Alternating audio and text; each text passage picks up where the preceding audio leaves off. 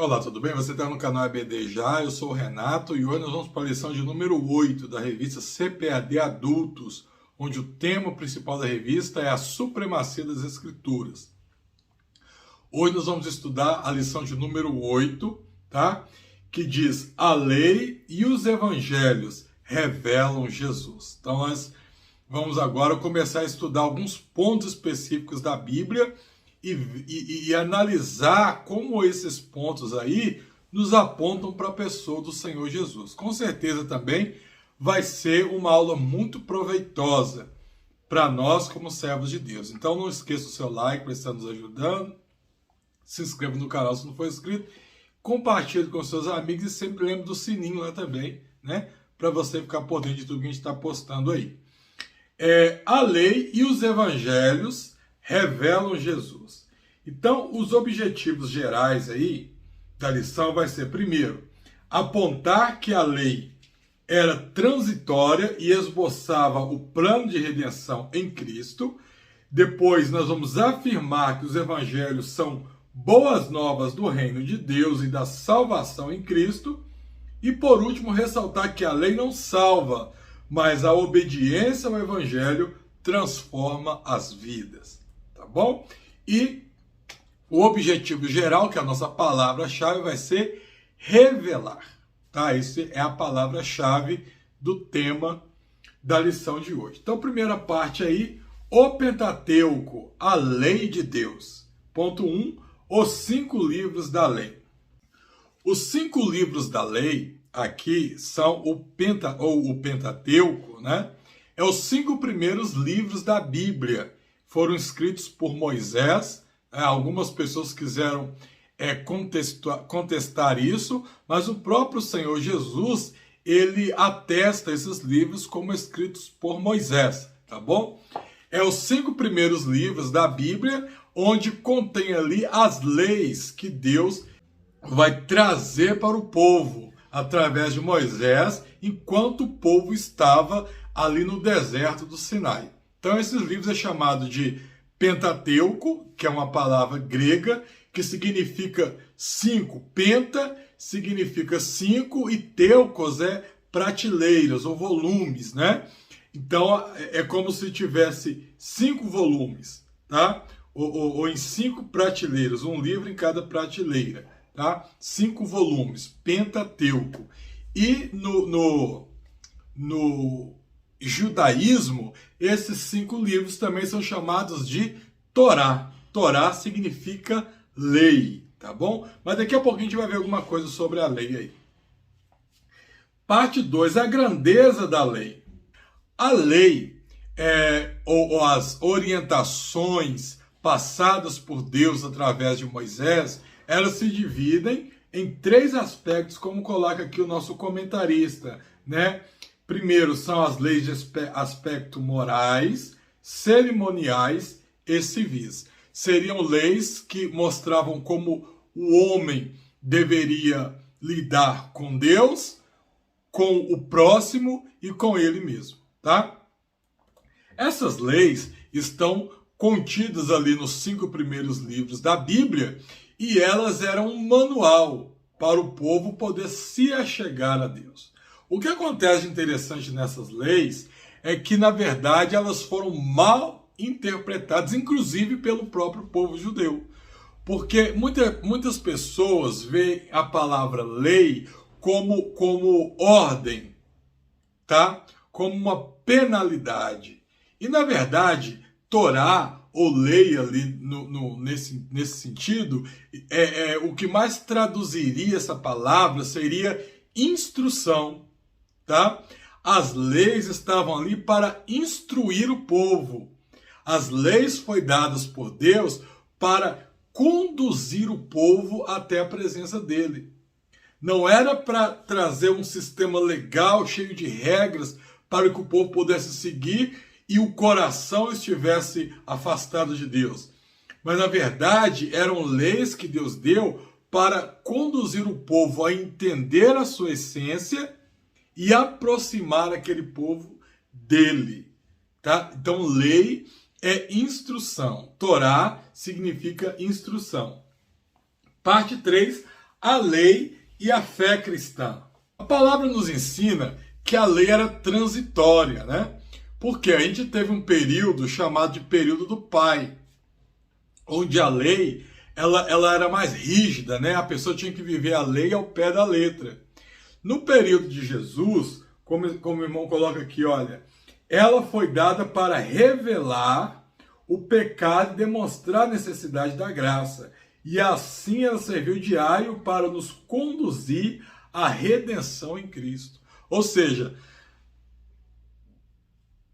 se eu entendo a lei hoje como parte da Bíblia, eu entendo que ela está literalmente como instrução, não como algo a servir ao pé da letra. Por exemplo, se você analisar a lei como instrução, você vai entender que toda lei ela tem uma orientação para te fazer uma pessoa melhor e para te levar mais para próximo de Deus. Agora, se você vê a lei como uma ordenança, como uma ordem, que você precisa simplesmente seguir aquilo, ela se torna vazia e sim o seu significado.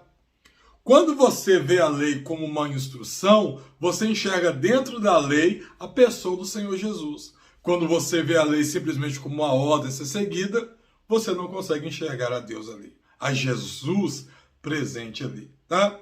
Então, por exemplo, a lei, ela falava que a pessoa tinha que guardar o sábado. E o próprio Jesus faz atividades no sábado, e ele mesmo fala assim, que ele veio para cumprir a lei.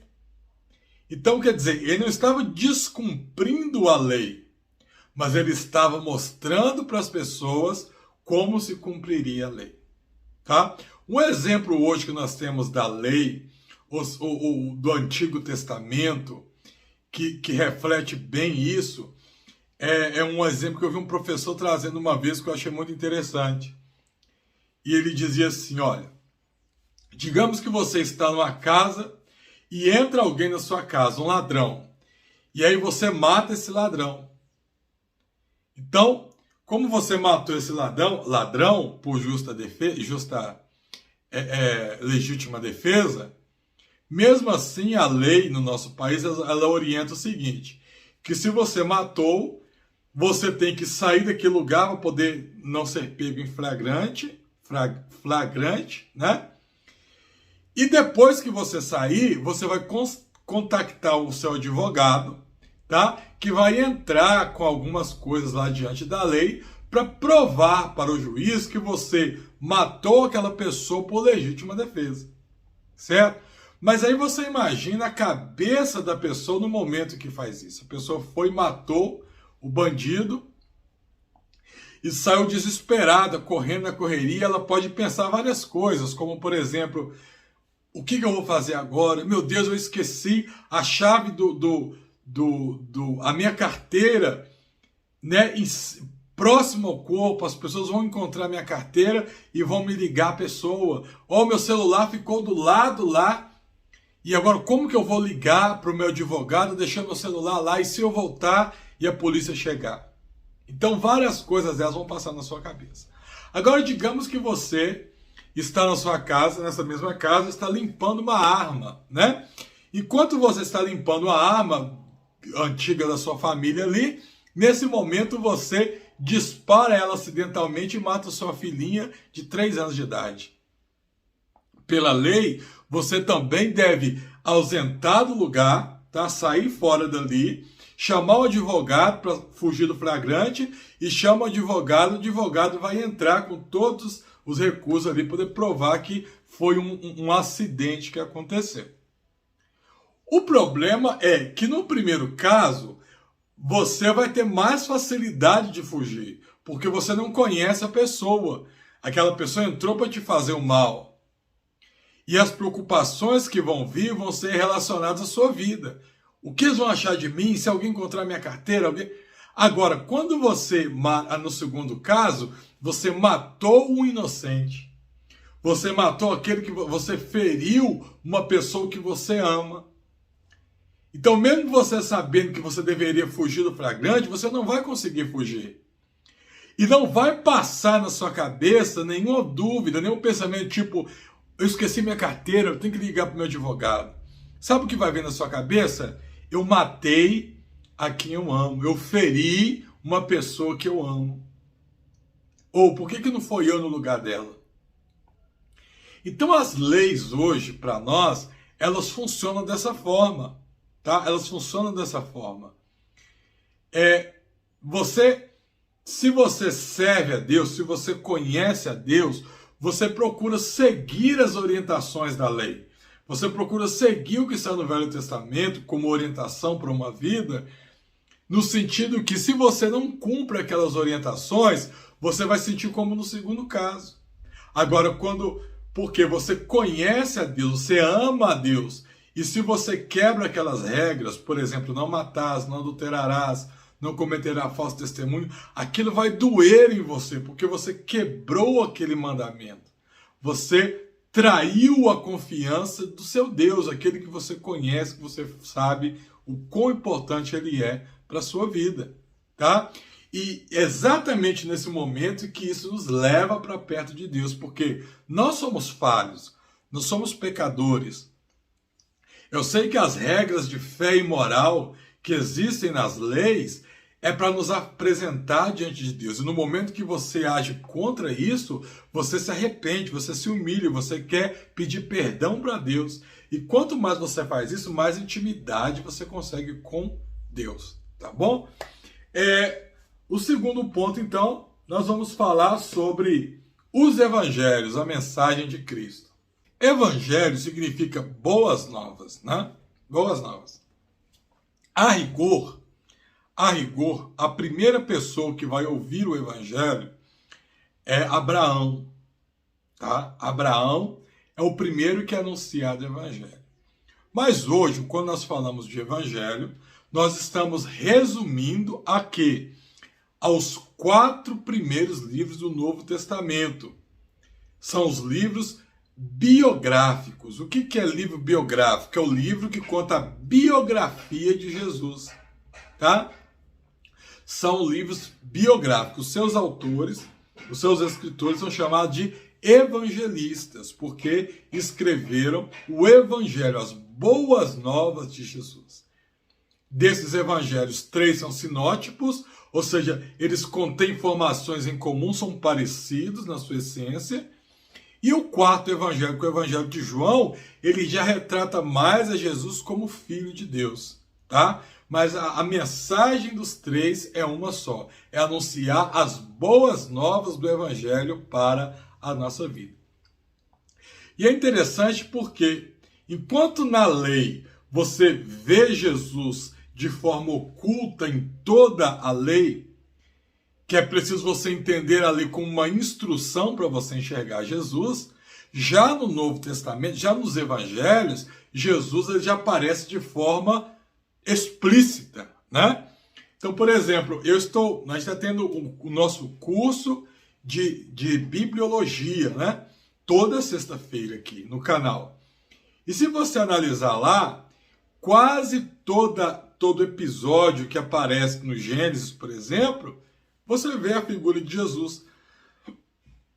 Quase tudo que vai acontecer em Gênesis, você consegue resumir aquilo e colocar Jesus ali.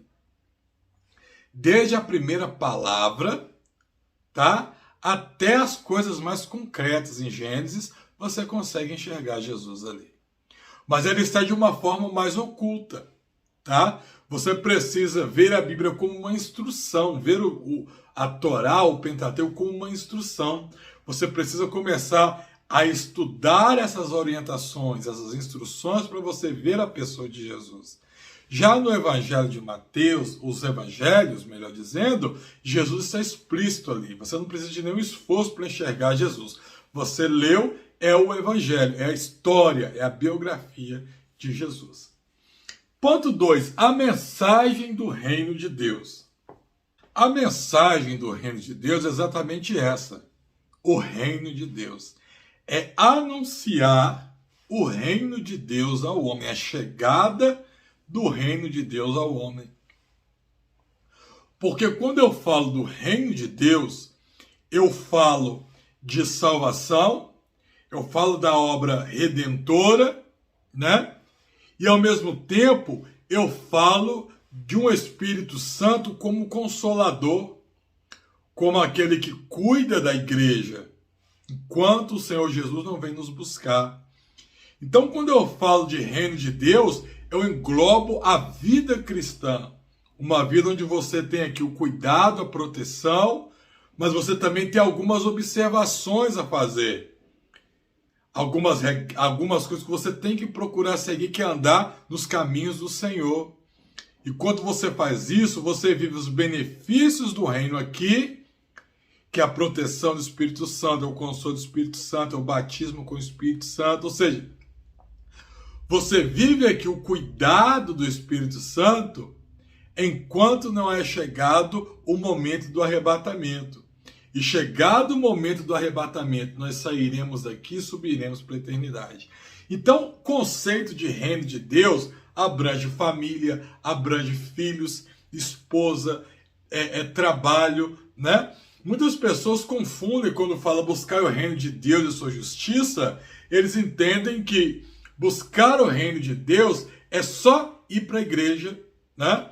Buscar o reino de Deus é fazer só a obra de Deus, é só preocupar em pregar, é só preocupar com a igreja e deixar a família de lado. Mas não, reino de Deus engloba tudo, porque quando você é um bom pai, você está vivendo e cumprindo o reino de Deus, porque a palavra orienta que você tem que ser um bom pai. A palavra orienta que você tem que ser um bom marido, uma boa esposa. A palavra orienta que você deve ser um bom empregado. A palavra orienta que você deve tratar bem os seus empregados também. Então, quando você está vivendo todas essas coisas, automaticamente você está vivendo o quê? O reino de Deus na sua vida. Não é você começar a pregar a palavra, viver para a igreja e esquecer sua família. Mas é viver uma vida controlada, sabendo administrar com a ajuda do Senhor Jesus todas essas coisas. Você está vivendo o reino de Deus na sua vida. Ponto 3, a mensagem da salvação. A mensagem da salvação seria bem resumido, que inclusive a gente pode colocar isso como resumo de toda a Bíblia, né? João 3,16. Porque Deus amou o mundo de tal maneira que enviou seu Filho. Ou seja, a mensagem da salvação é o amor de Deus para com a humanidade. Que foi um amor tamanho, foi um amor tão grande, que ele entregou a sua vida por nós, para que nós pudéssemos ter direito à salvação. Através do seu sangue, nós pudéssemos ter direito à salvação. Isso seria a mensagem principal da salvação. O amor de Deus para com a nossa vida, tá? Última parte. Uma mensagem transformadora. Parte 1. A transformação do caráter. Então, a primeira coisa que eu aprendo com o Evangelho, aprendo com a palavra de Deus, que quando você vive o Evangelho de Jesus, e você entende que a lei é uma instrução, não é uma ordenança, o primeiro ponto que você vai destacar é que o seu caráter é transformado, porque o caráter são regras que cada um vai ter. E essas regras podem mudar de acordo com a sua nacionalidade, né, de acordo com a região que você vive, de acordo com como você vê o mundo. Às vezes a sua regra, o caráter de você é diferente. Mas Deus, ele tem um caráter, ele tem uma regra, onde nós nos aproxima cada vez mais dele. E esse caráter original, né, que nos aproxima cada vez mais de Deus, ele só é alcançado mediante a leitura e a vivência da palavra. Porque quando você lê a palavra de Deus começa a moldar o seu caráter. Sabe como? O Espírito Santo vai incomodando a sua vida. Conforme você vai tomando atitudes que não agradam a Deus, o Espírito Santo fala para você, ele vai tocando o seu coração e você vai percebendo que você tem que mudar a sua maneira de ser, que você tem que mudar algumas coisas que você falava, que você tem que mudar algumas coisas que você agia, tá? Porque quem opera essa transformação é o Espírito Santo, de maneira que você vai deixando ele entrar dentro da sua vida e habitar dentro do seu coração. Segundo ponto é a restauração da família. Ou seja, a família, ela é a base de todas as coisas. Tanto é que Jesus ele usa o exemplo da família para nos falar da sua volta. É o exemplo da família para nos falar da volta de Jesus. Então a família sempre tem sido a base de todas as coisas. Só que o adversário ele tem tentado mudar isso com o longo do tempo.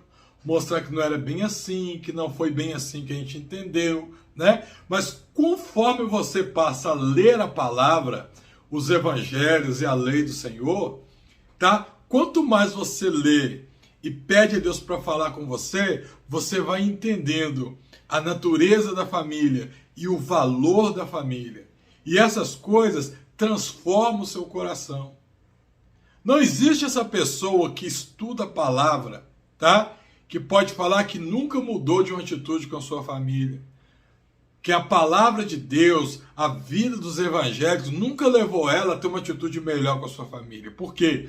Porque quando você vive essa palavra, as nossas atitudes mudam com relação à minha família. Tá bom? E a regeneração da sociedade. Olha que interessante. Na nossa declaração de fé, afirma que a estrutura dos 10 mandamentos que fazem parte da lei diz respeito a Deus e a sociedade, envolve pensamentos, palavras e obras. Aqui eu quero abrir um destaque para a declaração de fé. Você tem visto que em vários momentos da revista, ela tem usado a declaração de fé. Tá? Então, a declaração de fé é a nossa regra de fé que chegou para ficar.